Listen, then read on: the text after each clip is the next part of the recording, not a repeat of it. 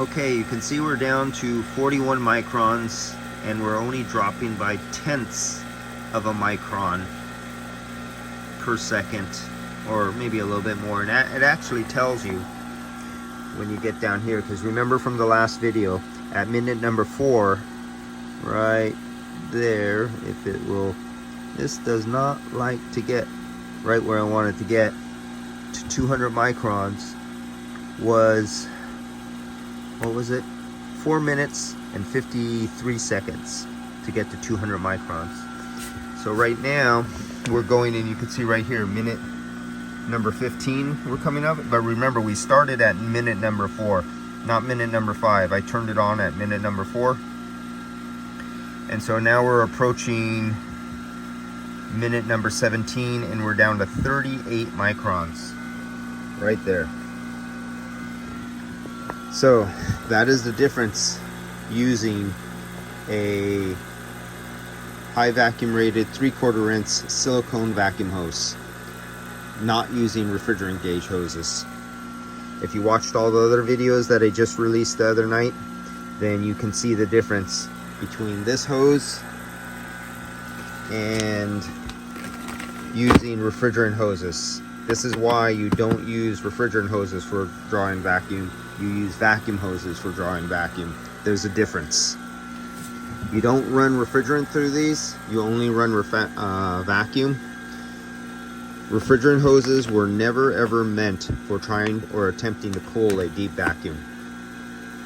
Alright guys, proof is in, you know, what they say, a picture is worth 1,000 words. Well, we had a video worth 10,000 words showing you the difference. And this is why I always tell guys, don't use refrigerant hoses for pulling vacuum, use vacuum hose for pulling vacuum. I'll see you guys later. And you can see we're down to 33 microns. Right there, 33.4 microns. Alright, I'll see you later. You know what, I'll do a vacuum decay test on this, and have to do that on another video. I gotta go eat. It is 9:29 p.m. tonight, and May 30th, and I just got home from work, so I just had to do this quick little series of 2 videos for you, showing you, oh, there's my indicator. Isolate system. Click continue to confirm the system has been isolated from the vacuum pump, and start your decay test. So it's telling me to start my decay test now because I had it set that long. So let's isolate it. So this is going to be how we isolate it. Okay, it's now off. There's now no more vacuum going to it. And let's hit continue.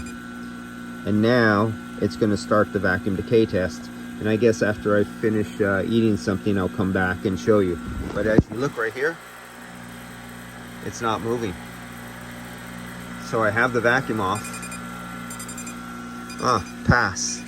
See how fast that was? Because it didn't lose any vacuum. The decay test has passed. What would you like to do? Continue decay test, quit decay test, or finish and save. So you can save this as a file and you can send it to your customer, or you can keep it inside your file log with your receipt or your invoice. And so let's say I want to continue. So I'm going to hit continue decay test, and it'll just go along. And if you look at it really carefully, it has just like leveled out the utmost little. So it went from 31.2 to 31.4. And it's just like staying right there. So this is completely dry now. There's no moisture boiling off.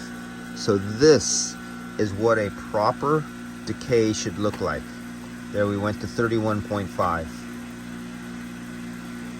Now do you guys know what a proper decay looks like? So see if you can achieve that with your vacuum pump and your vacuum gauges. And a micron gauge inside the refrigerant manifold is not the place to do it. The micron gauge has to be isolated, and it has to be to the system, not attached to hoses. All right, see you guys later.